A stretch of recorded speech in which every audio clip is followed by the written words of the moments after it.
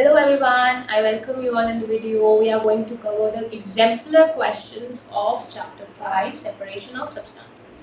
Okay, तो इस video में हम लोग exemplar questions करने वाले हैं of your chapter separation of substances. Because जब मैंने आप लोगों का टेस्ट लिया, आप लोगों से oral questions पूछे, तो आई फील कि आप लोग थोड़ा सा क्वेश्चंस करने में प्रॉब्लम कर रहे हैं बिकॉज बाकी चैप्टर्स में you just have to answer what is that, what is this and how can you do this etcetera etcetera.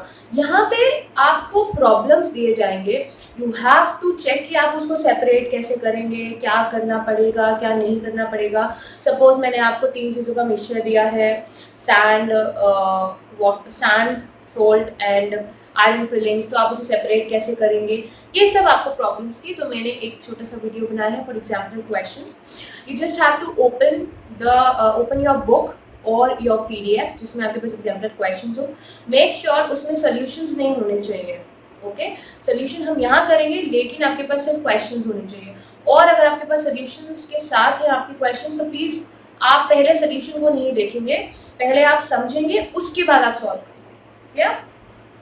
So, your first question is, अगर आप सब लोग अपनी बुक देखेंगे, Paheli bought some vegetables such as French beans, ladyfinger, green chili, brinjal and potato all mixed in a bag. Okay? Paheli bought some vegetables such as French beans, ladyfinger, green chilies, brinjal, potatoes mixed in a bag. Alright? Which of the following methods of separation would be most appropriate for her to separate them? ये आपका first question है, first question of your book. ये MCQ है. Which of the following method of separation would be most appropriate for her to separate them? And the options are winnowing, sieving, okay, hand picking and pressing. We will revise your chapter. एक तरीके से हम आपका chapter revise कर रहे हैं यहाँ पे. ठीक है, इन क्वेश्चंस के थ्रू हम आपके सारे क्वेश्चन, सारे टॉपिक्स जो आपको थोड़ा सा प्रॉब्लम कर रहे हैं वो हम रिवाइज कर लेंगे. तो इसमें आपने देखा सारी वेजिटेबल्स हैं, French beans, lady finger, green chilli, brinjals, potatoes. ये सब चीजें ना बड़ी बड़ी हैं. ये विनोइंग से सेपरेट नहीं की जा सकती बिकॉज इनके बीच में वेट का फर्क ज्यादा नहीं है. हवा के वजन से जो चीज उड़ जाए ऐसी कोई चीज यहाँ नहीं है.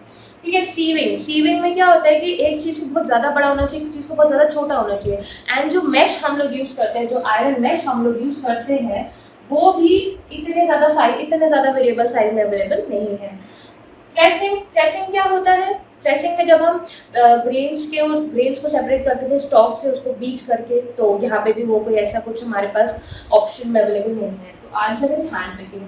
यू कैन इजीली सेपरेट कि अच्छा ये ग्रीन चिली है, ये पोटैटो है, ये ब्रिंजल है, etcetera etcetera. Answer is hand picking.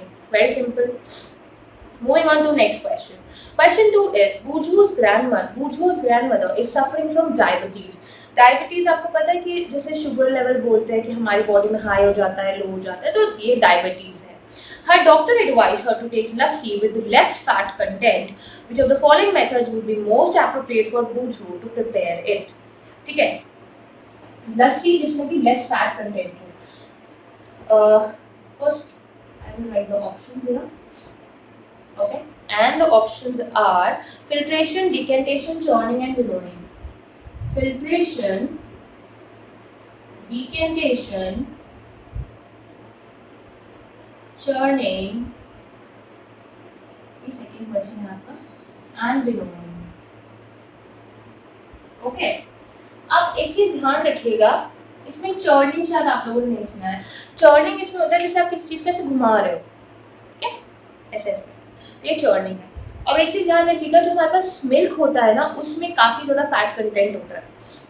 जो मोटी लेयर आती है ना मलाई की, वो उसी वजह से आती है.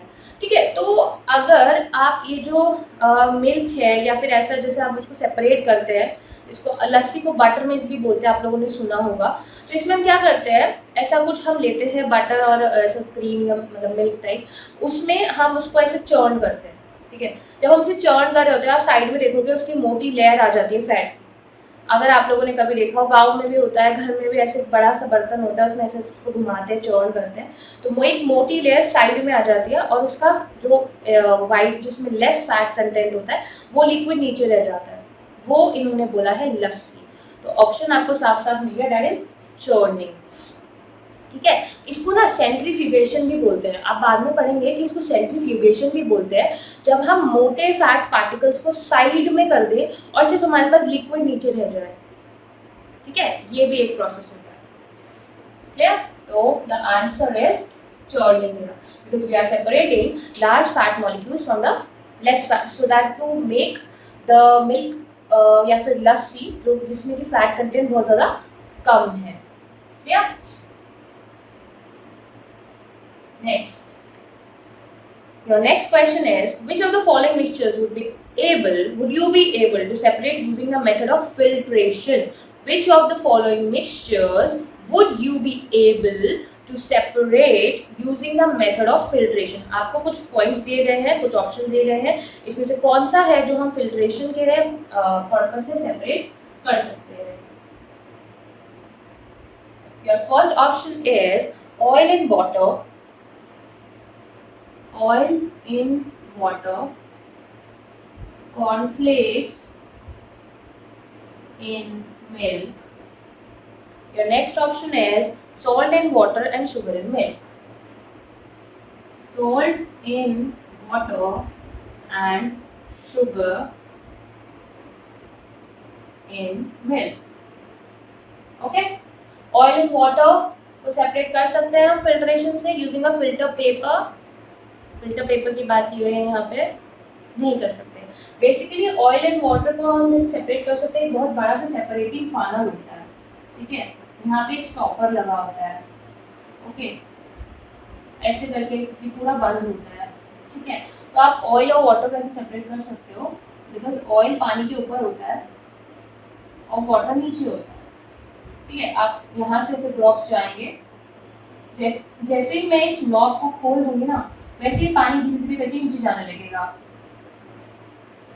ठीक है, और जैसे ये सारा पानी चला गया तो वैसे ही मैं ये जो है इसको चोक कर दूंगी, इसको बंद कर दूंगी, तो मेरे पास यहाँ पे सिर्फ ऑयल रह जाएगा। ये सेपरेटिंग फनल का यूज करके हम करते हैं, आप अपने बाकी आगे की क्लासेस में इसको पढ़ेंगे।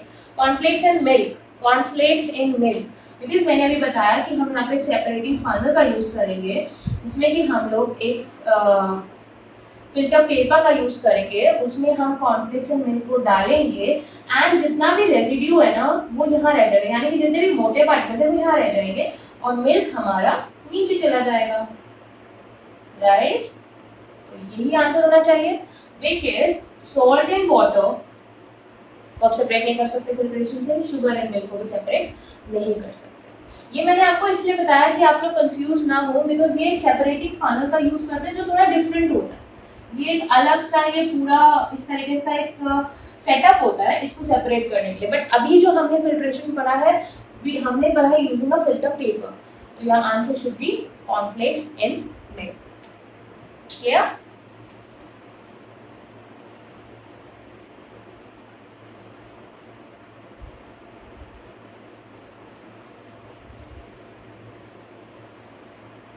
Next, question 4.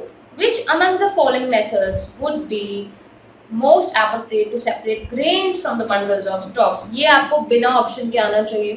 ठीक है, कि आप कौन सी ऐसी चीजें जो आप यूज कर सकते हो। Name the process which you can use to separate grains from the bundle of stalks. It is threshing. ये आपको क्वेश्चन समझते ही आ जाना चाहिए। ठीक है, it is threshing. Next is 4 mixtures are given below. हमें 4 mixtures दिए गए हैं। ओके, तो हम देख लेते हैं। Kidney beans and chickpeas,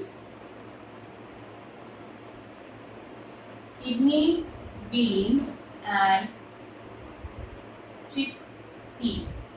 Second option is pearls and rice.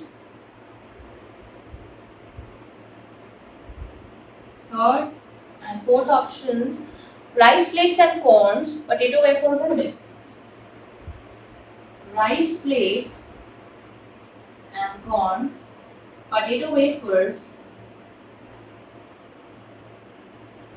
and biscuits. Clear? इसमें से आपको हमें ये देखना है which of the following can be separated by the method of winnowing. winnowing से हम कौन सी चीज सेपरेट कर सकते हैं, ठीक है। winnowing, जैसे ही मैं प्रोसेस लिख रही हूँ आप सबको इस प्रोसेस की पिक्चर्स या इसकी डेफिनेशंस दिमाग में आनी चाहिए। Winnowing is when we take the help of wind, ठीक है। जब हम दो, एक हैवी और एक लार्ज पार्टिकल्स को सेपरेट करने के लिए हम हवा का यूज करते हैं, जिससे कि जो हैवी पार्टिकल है वो नीचे ही रहे और जो जो लाइट पार्टिकल है वो उड़ के चला जाए, राइट। तो हमें ऐसा कुछ देखना है। पल्सेस एंड राइस दोनों हैवी होते हैं, राइस फ्लेक्स एंड कॉर्न्स ये भी हैवी होते हैं, kidney beans and chickpeas, vegetables जितनी भी चीजें देखी ये सब हैवी है। अगर आप देखोगे कभी अपने घर में भी तो ये सब चीजें हैवी हैं। वहीं अगर मैं बात करती हूँ potato wafers and biscuits, oh I am so sorry, मैंने अभी आपको ऑप्शन से दिए, ये हमें पॉइंट्स दिए थे। इसके बाद हमें क्वेश्चन दिया है which of these can be separated by the method of winnowing and the options are 1 and 2, ठीक है, 1 and 2, 2 and 3, 1 and 3,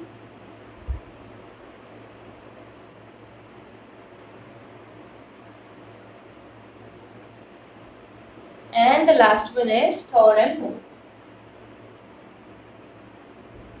तो हमें इसमें से चेक करना है कि कौन सी चीजें मतलब विनोइंग से हो सकती है सेपरेट और कौन सी नहीं हो सकती है, ठीक है। तो चेक करते हैं। फर्स्ट इज ए का आंसर है फर्स्ट एंड सेकंड, ठीक है। फर्स्ट एंड सेकंड में हमें दिख रहा है पल्सेस बहुत हैवी होती है, राइस भी इतने कोई हल्के नहीं होते, ठीक है। किडनी बीन्स एंड चिकपीस दोनों हैवी होते हैं, नहीं सेपरेट हो सकते, तो ये हमारा आंसर नहीं हो सकता। सेकंड एंड थर्ड, सेकंड जब इसमें ही नहीं हो सकता तो इसमें भी नहीं हो सकता। सी फर्स्ट फिर से आ गया, किडनी बीन है चिकपी, जब ये फर्स्ट में हमने कट कर दिया तो नीचे भी कट हो जाना चाहिए, तो हम थर्ड को देखेंगे अभी। The third and fourth, rice flakes and corns and potato wafers and biscuits. Rice flakes काफी हल्के होते हैं एज कंपेयर टू कॉर्न्स। यहाँ पे राइस लिखा है, यहाँ पे राइस फ्लेक्स लिखा है। राइस फ्लेक्स आप लोगों ने देखा होगा, चिवड़ा जिसको बोलते हैं ना, वो राइस फ्लेक्स बहुत हल्का हल्का होता है, काफी हल्का होता है ये। तो राइस फ्लेक्स एंड कॉर्न्स ये सेपरेट कर सकते हो आप। राइस फ्लेक्स हवा से उड़ जाएंगे। राइस और राइस फ्लेक्स अलग है, ध्यान रखना, मैं बार बार रिपीट कर रही हूँ। यहाँ राइस लिखा है, यहाँ राइस फ्लेक्स लिखा है, दोनों में फर्क है। ये थोड़े हैवी होते हैं, थोड़े लाइट होता है। उसके बाद potato wafers and biscuits, potato wafers तो ऑलरेडी हल्का होता है, तो it also can be separated with the, अगर हम बिस्किट्स को कंपेयर कर रहे हैं as compare to potato wafers, तब ये सेपरेट हो सकता है। ओके, तो your answer is third and fourth. Because हमेशा ध्यान रखना, विनोइंग में कंपोनेंट्स के वजन में फर्क होना चाहिए। There should be difference in between their weights, तभी वो विनोइंग में सक्सेसफुल है। अगर दोनों ही हैवी हैं, दोनों ही लाइट है, तो वो सक्सेसफुल नहीं हो सकता, ठीक है।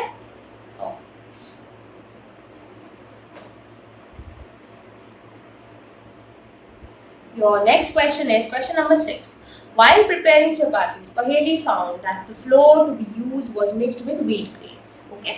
While preparing chapatis, Paheli को पता चला that the flour to be used was mixed with wheat grains.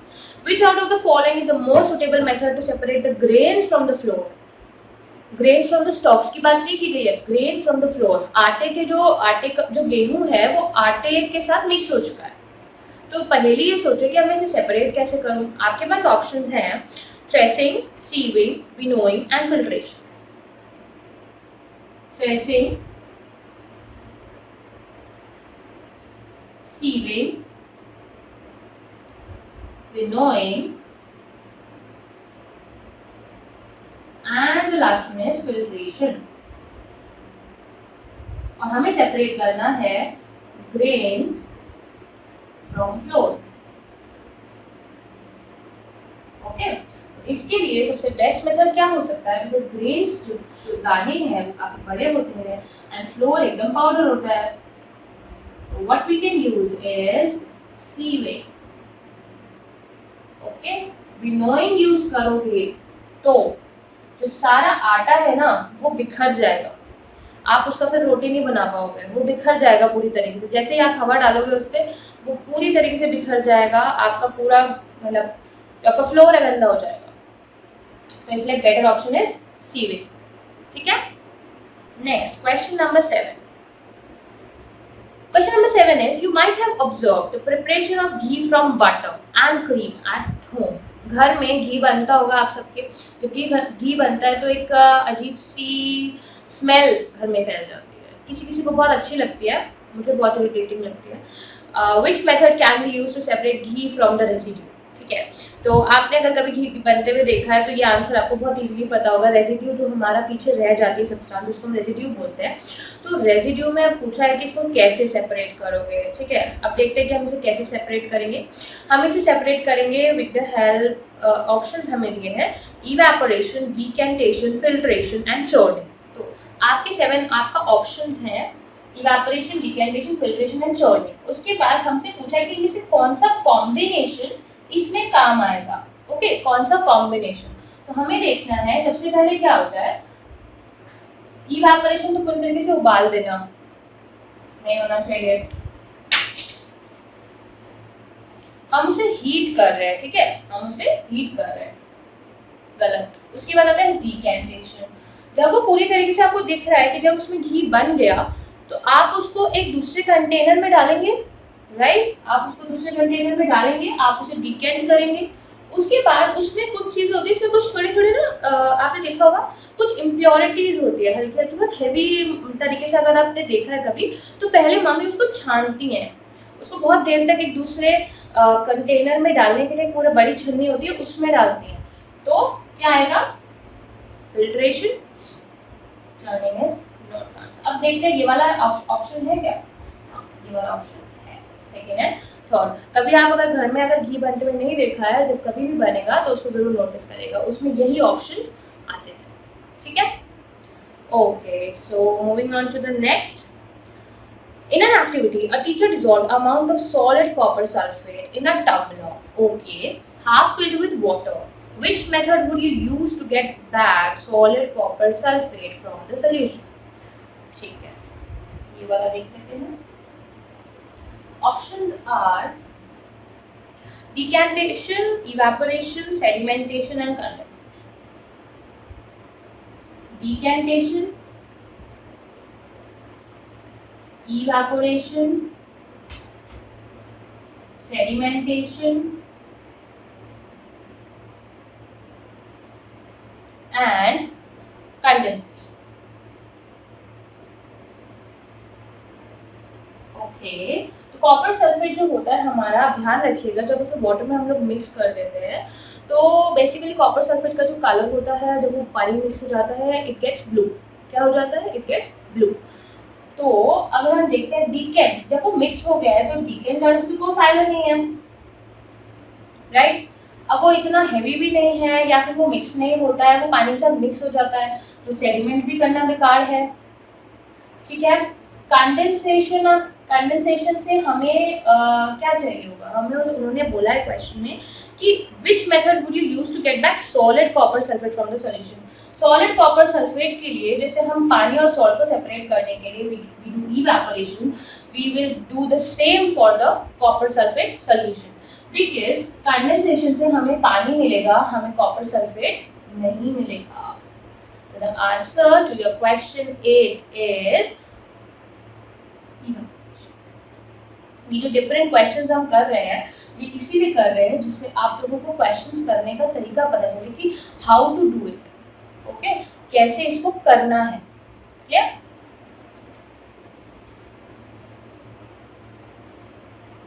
Next, during summer, Uju carries water in a transparent plastic bottle to his school. One day he left his bottle in the school.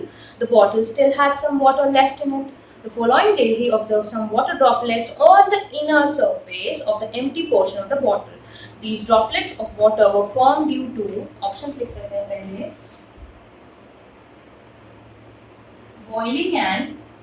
boiling and condensation. Next is evaporation evaporation and saturation.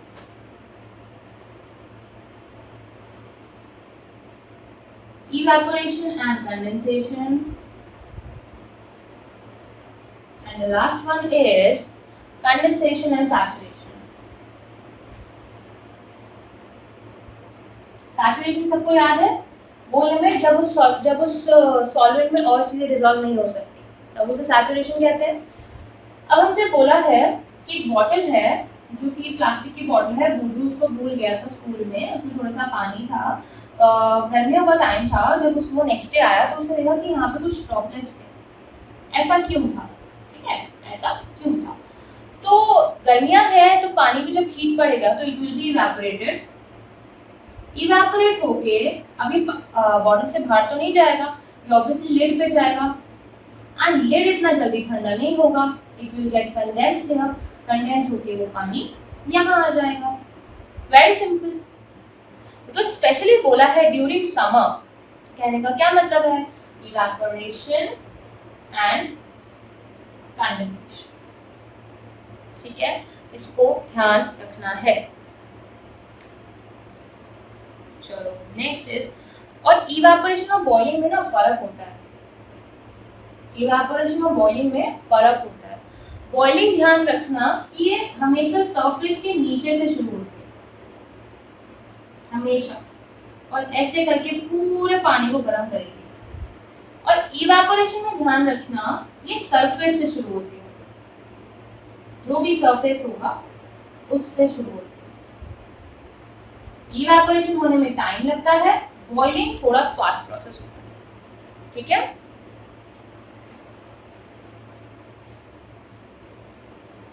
Next question number 10. Paheli asked for a glass of water from Buju. ठीक है, he gave her a glass of ice cold water. Okay, Paheli observed some water droplets on the outer surface of the glass and asked Buju how these droplets of water were formed. Which of the following should be Buju's answer?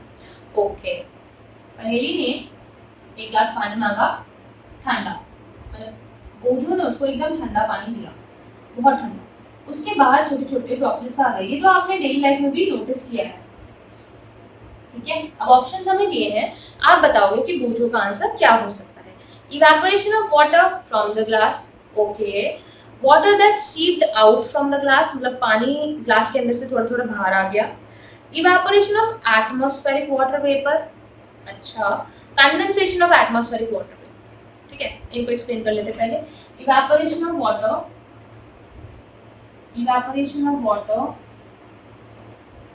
From the glass.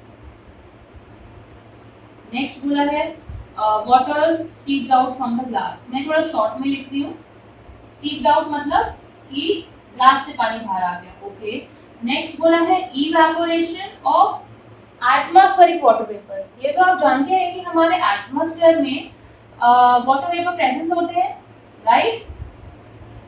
और next बोला है condensation of atmospheric water vapour.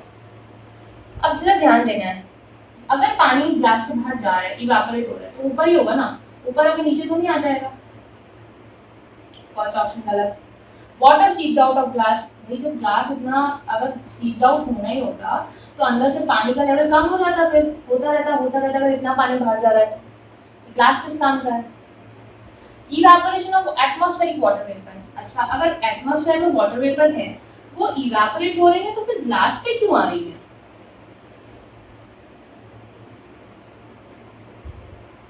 Condensation of atmospheric water vapour. अब condensation of atmospheric water vapour का मतलब क्या है, बाहर जो वाटर वेपर है ना वो ग्लास को छूते ही कंडेंस हो जा रही है, ठंडी हो जा रही है। और जब भी वाटर वेपर ठंडे होते हैं तो क्या बन जाते हैं, वाटर ड्रॉपलेट्स बन जाते हैं। वेरी सिंपल, कुछ नहीं था, सिर्फ थोड़ा सा दिमाग लगाना है, थोड़े से कंसेप्ट्स लगाने हैं कि कंडेंसेशन क्या होता है, वाटर वेपर कैसे उसमें से हमारे ग्लास पे आके लग गई और फिर उसमें छोटी छोटी वाटर ड्रॉपलेट्स बन गई। ठीक है, तो ये बहुत सिंपल क्वेश्चन था। उसके बाद आते हैं शॉर्ट आंसर क्वेश्चंस पे। शॉर्ट आंसर क्वेश्चंस को थोड़ा सा डिस्कस कर लेते हैं। Sheela and Saima and Ravi have to dissolve maximum amount of sugar. Okay, ये आपके शॉर्ट आंसर क्वेश्चंस हैं। I will explain here, but you have to write on your own. Okay. Sheila, Saima, and Ravi. Okay. Have to dissolve maximum amount of sugar in the amount of milk. Okay.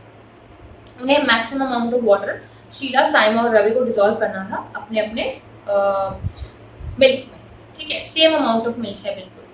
Ravi took hot boiling milk. Okay. अब ये उनकी मर्जी थी कि उन्हें hot boiling लेना है, उन्हें नॉर्मल लेना है या उन्हें एकदम ठंडा मिल्क लेना है. साइमा ने लिया आइस कोल्ड मिल्क. ठीक है. Sheela manage to get milk at room temperature. Whom do you think would win the game and why? वो बहुत easy question. Sheela, Saima and Ravi same amount of milk लिया है. ठीक है. रवि ने लिया हॉट बॉइलिंग, साइमा ने लिया icy cold. Cold, hot, normal. Room temperature मतलब एक नॉर्मल टेम्परेचर पे उन्होंने लिया. तो इसमें से कौन सबसे ज्यादा चीनी मिक्स कर पाएगा? ये बहुत ऑब्वियस है, आपको पता होना चाहिए कि किसी भी चीज का अगर हमें सैचुरेशन बढ़ाना है या उसे अनसैचुरेटेड बनाना है तो वी टेक हॉट. हमें गर्म पानी चाहिए, एकदम गर्म उबलता हुआ, जिसमें ज्यादा पानी मिक्स हो सकेगा. तो your answer is hot. Because मैंने आपको बताया था कि जितना चीजें ठंडी हैं उतने ही मॉलिक्यूल उसके आसपास रहेंगे. भले ही लिक्विड है बट उतना ही आसपास रहेंगे. नॉर्मल में थोड़ा दूर रहेंगे, बट अगर वो हॉट है तो उसके मॉलिक्यूल्स में ज्यादा स्पेस होगा, so that more amount of solute can be added to it. तो कौन जीतेगा? रवि जीतेगा. ठीक है. Very easy. Question number 12, fill in the blanks. I guess मैं इतना एक्सप्लेन कर चुकी हूँ आपको अब तक कि आप fill in the blanks and true false खुद से करेंगे. ठीक है. Question number 12 and 13 are very easy. अगर आपको फिर भी डाउट होता है तो आप मुझसे पूछ सकते हैं, बट मैंने काफी सारी चीजें आपको एक्सप्लेन कर दी है, तो आई थिंक ये आपको आ जाना चाहिए. Okay. Question 14, name and describe briefly a method which can be helpful in separating a mixture of husk from grains. What is the principle of that method? Okay, husk from grains कैसे separate करते हैं हम लोग? We use the method winnowing. Now principle क्या है? principle मतलब इसके पीछे ऐसा है क्या कि winnowing यूज कर रहे हैं. हस्क और ग्रेन्स दोनों के पार्टिकल्स में वेट का फर्क होता है. ठीक है. Husk are lighter than the grains. Husk particles are lighter than the grains. Winnowing से क्या होगा? जो लाइट पार्टिकल्स है दे विल फ्लाई अवे, और जो हमारे मोटे पार्टिकल्स है, जो ग्रेन्स है, वो नीचे गिर जाएंगे. लेकिन जो लाइट पार्टिकल्स है वो हवा के साथ दूर जाएंगे. We take the help of wind here. Okay. Next is question number 15 is matching. There are number of mixtures given in column 1 and in column 2 you have to match them accordingly. ये वो mixtures है जो हम पहले अभी पढ़ चुके हैं in question 1, 2 and 3. This is also a homework. Okay. Next is question number 16. Both Sarika and Mohan were asked to make salt solution. Sarika was given a teaspoonful of salt and half a glass of water, whereas Mohan was given 20 teaspoonsful of salt and half a glass of water. ठीक है. ध्यान दिया क्या बोला मैंने? Sarika was given a teaspoonful of salt and a glass of water. Okay. Sarika, teaspoonful of salt and half a glass of water. ठीक है. But with Mohan के साथ 20 teaspoonful of salt and half a glass of water. ठीक है. Question है how would they make salt solution. ठीक है. अब सॉल्ट सोल्यूशन कैसे बनाएंगे? सॉल्ट सोल्यूशन बनाना बहुत बड़ी बात है नहीं, बहुत सिंपल होता है. You just have to take water and you have to add salt to it और उसको स्टिर कर दो, उसे घुमा दो. इजी हो गया. How would be able to prepare saturated solution. कौन सा बच्चा who would be able to prepare saturated solution. Half glass water में सारिका 1 टीस्पूनफुल ऑफ सॉल्ट डाल रही है. ठीक है. सिर्फ 1. बट मोहन के पास तो 20 है. Mohan can make better saturated solution because उसके पास 20 टीस्पूनफुल ऑफ सॉल्ट है और सिर्फ आधा ग्लास पानी है. तो वो डालता रहेगा, उसे पता चल जाएगा may be 2 glass, may be 2 चम्मच उसमें मिक्स हो पाए, उसके बाद वो सैचुरेटेड हो जाएगा, बट सारिका के पास तो सिर्फ एक ही है। बहुत simple question. Question 17. Paheli was feeling thirsty, but there was only a pot of water at home which was muddy and unfit for drinking. How do you think Paheli would have made this water fit for drinking if the following materials were available to her? Okay, क्या क्या available था? Alum, tub, muslin cloth, gas stove, alum, tub, muslin cloth, and gas stove, thread, pan, lid. Gas stove, thread, pan and lid. lid मतलब ढक्कन उसका। Okay, तो सबसे पहले muslin cloth, एक बहुत फाइन क्लॉथ है, इसको यूज करके we can filter the water. ठीक है, ये कुछ चीजें आपको दी गई हैं जिसमें पहेली को एक पानी है, सॉरी एक पॉट है जो मडी वाटर है, उसके अंदर गंदा पानी है, ठीक है, मडी वाटर, और उसे प्यास लग रही है तो उसे पानी पीना है। सबसे पहले हम यूज करते हैं टब, उसमें मुस्लिम क्लॉथ हम लोग रखकर इसको डालते हैं, जितना भी मड होगा यहाँ रुक जाएगा और पानी नीचे आ जाएगा, राइट। तो जो छोटे छोटे पार्टिकल्स होंगे, हमने टब यूज कर लिया, हमने मुस्लिम क्लॉथ यूज कर लिया, ठीक है। अब जब इसको फिर जब हम ये जो कंटेनर है इसमें पानी होगा, इसके अंदर छोटे छोटे फाइन पार्टिकल्स होंगे, राइट, छोटे छोटे जो इसके अंदर मिक्स हो रखे होंगे, उसके लिए वी विल यूज एलम और थ्रेड। एलम और थ्रेड डाल के हम इसको थोड़ी देर के लिए छोड़ देंगे। इससे क्या होगा, छोटे छोटे जो पार्टिकल्स है वो नीचे सेटल डाउन हो जाएंगे, राइट। उसके बाद अब हम इस पानी को एक और पैन में डाल देंगे, पैन में डाल दिया, ओके। फिर गैस स्टोव पे रखकर हम इसे बॉईल कर देंगे, बॉईल कर दिया, लेकिन मैं इसके ऊपर लिड रख दूंगी वरना सारा पानी जो बचा हुआ है वो भी हो जाएगा। मैं इसके ऊपर लिड रखूंगी, इससे क्या होगा, जब मैं इसे बॉईल कर रही हूँ तो इसके अंदर जो भी जर्म्स हैं वो मर जाएंगे। आपने देखा होगा हम लोग बॉईल करते हैं पानी को, अभी भी बॉईल करके हम लोग सब पी रहे हैं पानी, जिससे कि अंदर जितने भी जर्म्स हैं वो मर जाए और पानी वेस्ट ना हो, तो उसके ऊपर हमने लिड रख दिया और यही पानी जो बचेगा हमारे पास, यही it will be fit for drinking. ये सब चीजें यूज करके यू कैन यूज या फिर you can filter the water, मतलब आप उसको फिट बना सकते हो उस पानी को। क्लियर? बहुत सिंपल था ये भी। ऐसे ही क्वेश्चंस जब मैं आपको दे रही थी तो you are not able to solve, that's why मैं आपको आज ये क्वेश्चन सॉल्व कराना चाहती हूँ कि अब आप ऐसे क्वेश्चंस खुद से कर पाएंगे। Okay, next is read the story. This is also your homework, you can do it on your own. I don't think इसको बताने की जरूरत है बिकॉज एवरीथिंग इज डिस्कस्ड, ये सब कुछ मैं भी डिस्कस कर चुकी हूँ, ठीक है। Question number 90, you are provided with a mixture of salt, sand, oil and water. Okay, write the steps involved for separation of salt, sand and oil from the mixture.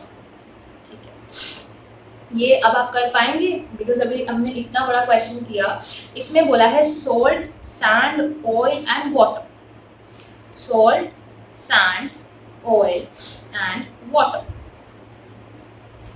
मैं बता देती हूँ, salt, sand, oil, water.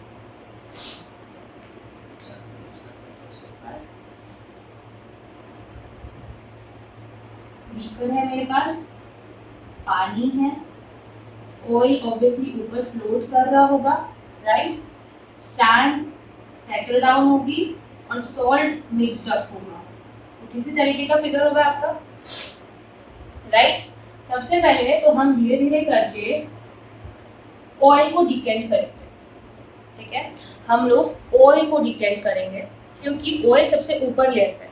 Oil को decant किया, या फिर जो मैंने आपको सेपरेटिंग फनल बताया था कैसे बड़े वाला, you can also use that with a stopper here. आप इसको भी यूज कर सकते हो या फिर आप इसको डायरेक्टली डिकेंट कर सकते हो, ठीक है। जब हमने डिकेंट किया तो we are left with water, salt and sand. Sand हमारा सेडिमेंट होगा, पहले सेडिमेंटेशन होगा एंड देन हम फिर से इसको डिकेंट करेंगे, राइट. फिर उसके बाद हमारे पास क्या होगा, water and salt in it. और वाटर और सॉल्ट को हम कैसे सेपरेट करते हैं, with the help of evaporation. और if we want our water back, तो हम कौन सा प्रोसेस यूज करते हैं, वी यूज डिस्टिलेशन. डिस्टिलेशन में हम लोग क्या करेंगे, we will take a kettle here, okay, हम इसे हीट करेंगे और हीट करके यहाँ पे हमारे पास एक पैन होना चाहिए या फिर एक ऐसा सब्सटेंस होना चाहिए जो ये वाटर वेपर निकल रहे हैं ना, इसको निकलते ही ठंडा कर दे, इसको निकलते ही ठंडा कर दे. जैसे ही ठंडी होगी तो ये एक अलग से बीकर में कलेक्ट कर ले. क्लियर. आप सबने ये सब पढ़ा हुआ है, इसीलिए मैं आपको इतना इजीली एकदम से बता दे रही हूँ, बिकॉज मैं ये सोच के चल रही हूँ कि आप सबने वीडियोस बहुत अच्छे से देखी हैं. Okay. Last question is a mixture of iron, nail, salt, oil and water is provided. Give stepwise method to separate component from the mixture. Iron nails, salt, oil and water. कुछ difference नहीं है, सिर्फ sand की जगह पे आपको iron nails दे दिए गए हैं. तो आयरन नेल्स को कैसे सेपरेट कर सकते हैं आप, कैसे सेपरेट करेंगे. आयरन नेल्स एक और चीज ध्यान रखिएगा, आयरन नेल्स तो एक चीज है, बट अगर आपसे बोला जाता है आयरन फिलिंग्स, आयरन फिलिंग्स बहुत ज़्यादा लाइट वेट होती हैं, ध्यान रखिएगा. जैसे रबड़ का डस्ट होता है ना, वैसी होती है आयरन फिलिंग्स. आप सबको लगता है आयरन फिलिंग्स भी बहुत हैवी होती है जैसे आयरन नेल्स होते हैं, नहीं, वो बिल्कुल ऐसे डस्ट की तरह होता है. आप उसे देखोगे तो ऐसे छुओगे, बिल्कुल रबड़ का, आपके इरेजर का जो डस्ट निकलता है हल्का हल्का वैसे ही होता है, वो छोटा छोटा, बहुत छोटा. But it can be separated from magnet. ऐसे ही आयरन नेल्स को हम मैग्नेट से सेपरेट कर सकते हैं. बाकी तो आपको पता है कि how to separate salt, oil and water. Okay, तो we have completed the NCERT exemplar questions here and I hope आप सबको ये सब समझ आया होगा. ओके, एंड अब जो क्वेश्चंस आपको दिए जाएंगे, you have to solve it on your own because you are having problem in solving that. Thank you.